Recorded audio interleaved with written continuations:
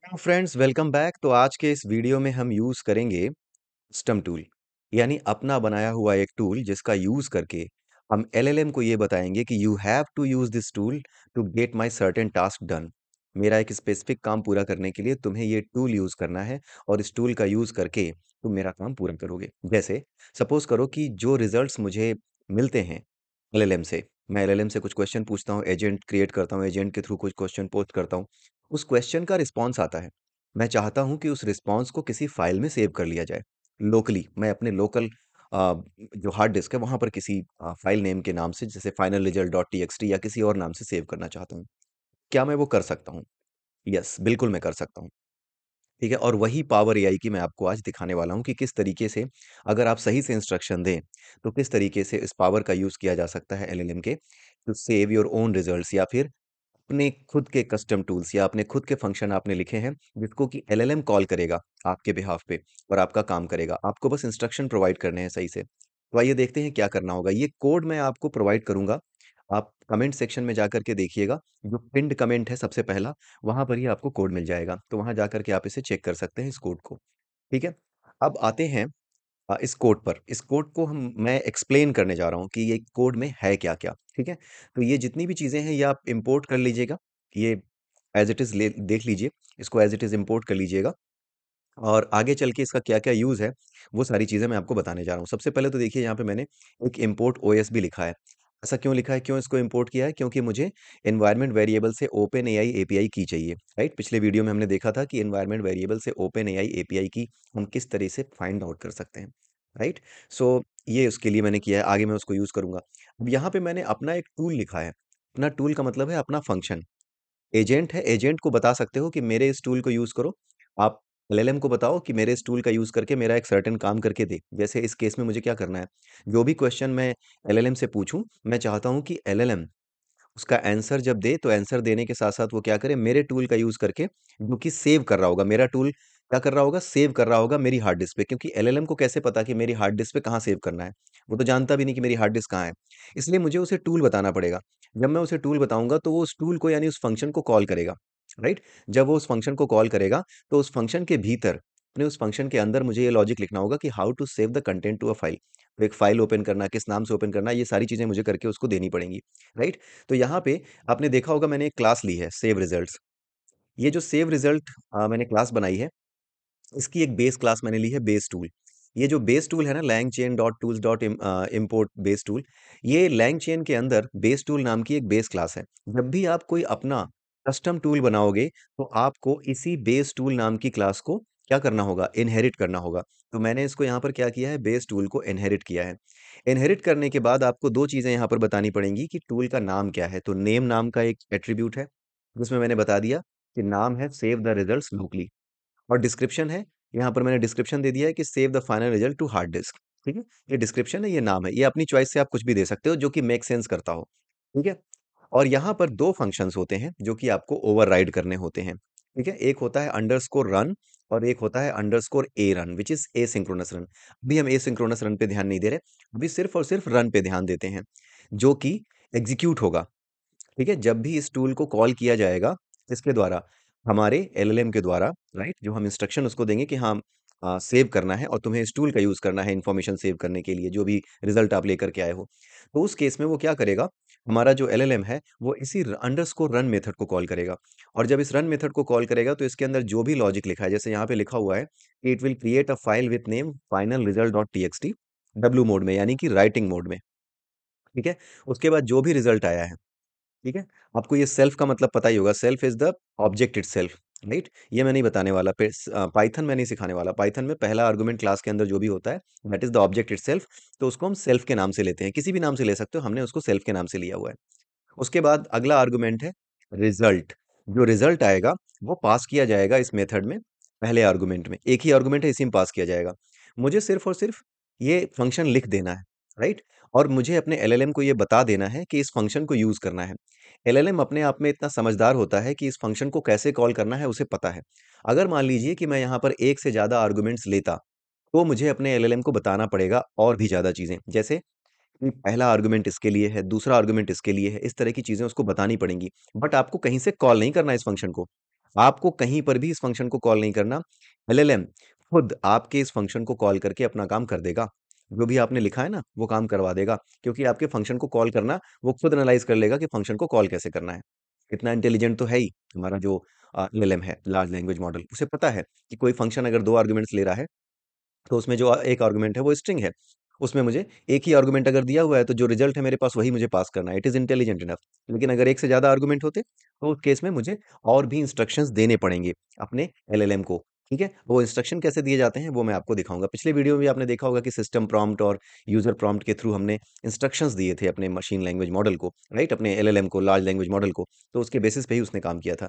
तो यहाँ पर हमने अपना मेथड लिखा है, अपना फंक्शन लिखा है, अपना टूल लिखा है। ठीक है? और वो टूल क्या कर रहा है? एक आर्गुमेंट लेता है रिजल्ट नाम का, जो कि स्ट्रिंग के फॉर्मेट में होगा, और एक फाइल खोलता है हार्ड डिस्क पे जिसका नाम है final result dot TXT, and it writes the text there. जो भी आउटपुट आया है, ये उसको वहां पे राइट करता है एंड देन फाइल को क्लोज कर देता है। इतना काम ये करता है। ये तो हो गया वो टूल जो हमने बनाया है, ये हमारा अपना टूल है। ठीक है? Now come to chat OpenAI. यहाँ पर हमने चैट ओपन एआई इसका एक इंस्टेंस बनाया। यहाँ पर हमने एपीआई की ले रखी है, ओपन एआई एपीआई की। और यहाँ पर हमने गेट एनवायरनमेंट की और ओपन एआई, ये जो मेरा एनवायरनमेंट वेरिएबल है ओपन एआई एपीआई की, इसी नाम से है। और इसका यूज़ करके मैंने एनवायरनमेंट वेरिएबल से उस की वैल्यू निकाल ली है। उसके बाद टेम्परेचर इज जीरो। टेम्परेचर का मतलब होता है कि कितना रैंडम आउटपुट चाहते हो। ठीक है? मैं रैंडम नहीं चाहता, रैंडमनेस नहीं चाहता, मैं प्रिसाइज आंसर चाहता हूँ। मॉडल कौन सा यूज़ कर रहे हैं? GPT 3.5 turbo. अब इसके आगे है conversational memory.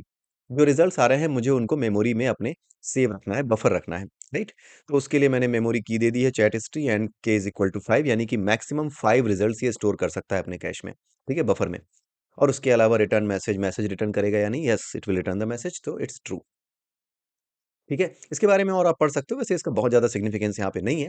Conversation buffer window memory, ये आप जा करके पढ़ सकते हो कि इसका क्या मतलब है, इसके आर्गुमेंट्स का क्या-क्या सिग्निफिकेंस है। आने वाले वीडियोज़ में हम खुद भी इसको समझ लेंगे कि क्या है, लेकिन बहुत ज़्यादा नहीं है। मैं आपको बता दूँ कि जो असली चीज़ है, वो है प्रॉम्प्ट इंजीनियरिंग। बाकी ये चीज़ें तो लिखे-लिखाए, आप कुछ 2-4 लाइनें आप इसकी समझ जाइए, 2-4 फंक्शंस आप इसके समझ जाइए, उसके बाद आप लिखने लगेंगे। मेन चीज़ है कैसे काम लिया जाए एलएलएम से, उसको कैसे सिखाया जाए, उसे कैसे बताया जाए। इट्स ऑल अबाउट बताना, सिखाना, right? Prompt engineering is the main thing. ये तो कुछ गिने-चुने फंक्शंस हैं। ये नहीं, कोई और सही, कोई और नहीं तो कोई और सही। मतलब गिन-चुन करके 5 या 6 फंक्शंस ही आपको यूज़ करने हैं। अगर वो आपको पता है, तो बाकी काम आप करते चले जाएँगे, right? So these are not very much need to be elaborative. ठीक है? इनको बहुत ज़्यादा इलैबोरेट करने की ज़रूरत नहीं है। They doesn't need to be much elaborated. ठीक है? उसके बाद मैंने टूल्स का एक लिस्ट बनाई है, जिसमें मैंने अपना एक टूल पास किया है। मैं और भी टूल बना सकता हूँ। मैं चाहता हूँ कि और भी टूल्स बना दूँ।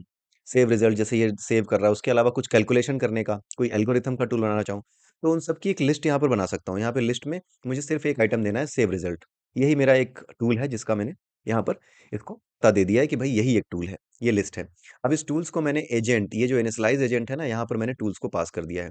जो एलएलएम मैंने चैट ओपन एआई से बनाया है, उस एलएलएम को यहाँ पास कर दिया है। ठीक है? एजेंट में मैंने दिया है chat conversational react description, right? ये आप चैट कन्वर्सेशनल रिएक्ट डिस्क्रिप्शन, इसके बारे में आप ऑनलाइन जाकर के पढ़ सकते हैं, इसका मतलब क्या होता है, राइट? ये कन्वर्सेशनल मोड में रिएक्ट करता है। ठीक है? रिएक्ट का मतलब है, एक सिर्फ रिएक्ट करना का मतलब वैसे रिएक्ट नहीं करना कि जो आपने पूछा उसके बदले में रिएक्ट कर रहा है। There is a specific meaning, react. इसको जा करके पढ़िएगा, रिएक्ट। अगले वीडियो में हम देखेंगे कि रिएक्ट का क्या है, क्योंकि जब प्रॉम्प्ट इंजीनियरिंग हम समझेंगे, देन वी विल सी कि क्या-क्या चीज़ों का हमें ध्यान रखना पड़ता है प्रॉम्प्ट इंजीनियरिंग जब हम करते हैं, जब प्रॉम्प्ट बनाते हैं अपने लिए, तो उस समय इसका क्या मतलब है, अलग-अलग चीज़ों के क्या सिग्निफिकेंस है, वो सब चीज़ें हम देखेंगे। यहाँ पे verbose is equal to true, यानी कि जब भी ये एग्ज़ीक्यूट करेगा इंस्ट्रक्शंस को, एलएलएम का यूज़ करेगा, तो जो कुछ भी ये करेगा, वो सारे आउटपुट आपको चलते हुए, आपको रन करते हुए दिखाई देंगे अपनी स्क्रीन पे। ठीक है? वर्बोस ट्रू का ये मतलब है। गलती होने पर कितनी बार ट्राई करना है? Max iteration 3। Early stopping method generate memory is equal to conversational memory, ये आपने यहाँ पे दे रखी है कन्वर्सेशनल मेमोरी। इसके बारे में आप पढ़ सकते हैं, व्हाट इज मेमोरी, ये सब आर्गुमेंट्स क्या हैं इनिशियलाइज एजेंट में। There is not much to it. अब बड़े आराम से आप पढ़ करके समझ जाएंगे कि इसका क्या मतलब है, right? I am not going to explain to it. ठीक है?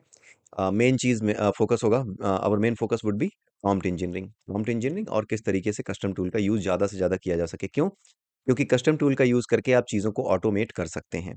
ठीक है? ऑटोमेटेड रिजल्ट आपको जनरेट करने हैं, कुछ ऑटोमेटेड फाइल जनरेट करनी है, कोई प्रोसेस ऑटोमेट करना है, तो ये सारे इंस्ट्रक्शंस दे करके आप ऑटोमेशन करके अपने एप्लीकेशन का किसी भी एप्लीकेशन का या किसी भी प्रोसेस का इस तरीके से ऑटोमेशन आप करवा सकते हैं अगर आप इंस्ट्रक्शन सही से देना जानते हैं और टूल्स का यूज़ करना सही से जानते हैं तो ठीक है। सो यहाँ पर हमने क्या किया है, अब मैंने क्या किया यहाँ पे एजेंट का यूज़ किया है टू आस्क द क्वेश्चन। मैंने क्वेश्चन भी पूछा है और उसके अलावा उसको इंस्ट्रक्शन भी दिया है। मैंने क्वेश्चन क्या पूछा है, व्हाट इज हिमालय, हिमालय क्या है, एंड उसके आगे मैंने इंस्ट्रक्शन दे दिया है, please save the result using the tool save result. जो मैंने टूल बनाया ना, बस यहाँ पे लिख दिया है कि तुम सेव रिजल्ट का यूज करके ना मेरे रिजल्ट को सेव कर देना। सेव कहाँ करेगा, जो मैंने यहाँ लिखा हुआ है, जिस लोकेशन पे लिखा हुआ है करंट लोकेशन पे ही फाइनल रिजल्ट डॉट टीएक्सटी में जाके सेव करेगा। मुझे इस फंक्शन को कहीं से कॉल नहीं करना है, कहीं से भी कॉल नहीं करना है। जो एलएलएम है इट नोज इटसेल्फ कि किस तरीके से इसको कॉल करना है, कैसे रन कराना है। उसके पास सब कुछ है, आप बस इंस्ट्रक्शन सही से देना जान जाइए। यहाँ पर कहीं कॉल नहीं किया, आप ये देखो कुछ भी नहीं किया है, सिर्फ और सिर्फ हमने एक फ्रेमवर्क तैयार किया है कि किस तरीके से एलएलएम का यूज करके, सॉरी, लैंगचेन का यूज करके एलएलएम को कॉल करना है, उससे अपना काम करवाना है।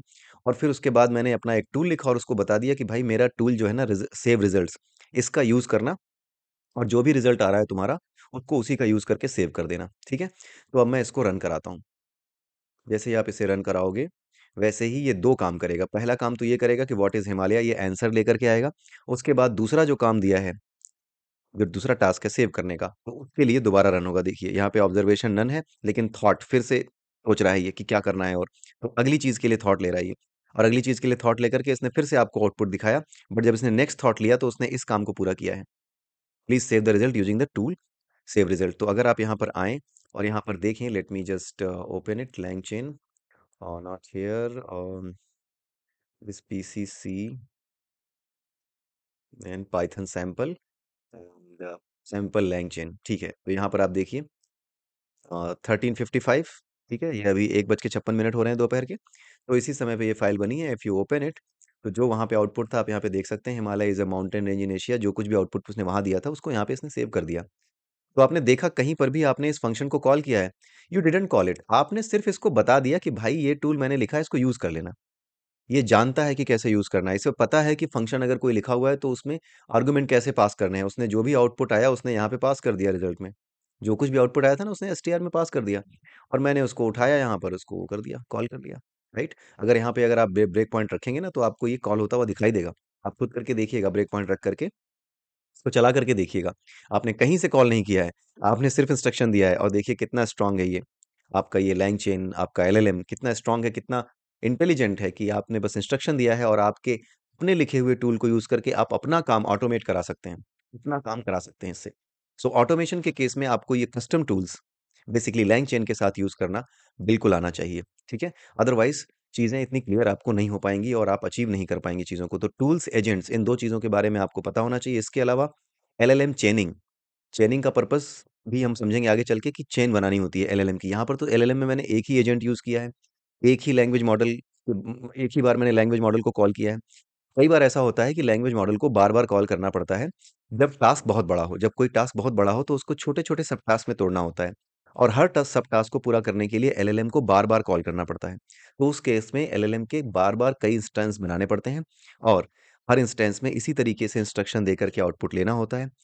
एक इंस्ट्रक्शन, एक आउटपुट जो होता है, एक एलएलएम कॉल का जो आउटपुट होता है वो अगली कॉल के लिए इनपुट का काम करता है, उसके बाद अगली कॉल के लिए फिर इनपुट का काम करता है। तो इस तरीके से अगर कोई एक बड़ा टास्क है तो उसको छोटे छोटे टास्क में तोड़ करके we can get the output. ठीक है, हम इंटेंडेड टास्क करा सकते हैं। छोटे छोटे टास्क में तोड़ने पर टास्क थोड़ा सा इजी हो जाएगा टू हैंडल। राइट, सो ये सब हम आने वाले वीडियोस में देखेंगे, and then we will see prompt engineering, prompt engineering क्या होती है। सो इसी के साथ ये वीडियो मैं यहीं समाप्त करता हूँ। आई होप कि आपको समझ में आया होगा। ये पीस ऑफ कोड आपको कमेंट में बिल्कुल मिल जाएगा। अगले वीडियो तक इंतजार कीजिए। तब तक के लिए have a nice day and bye bye.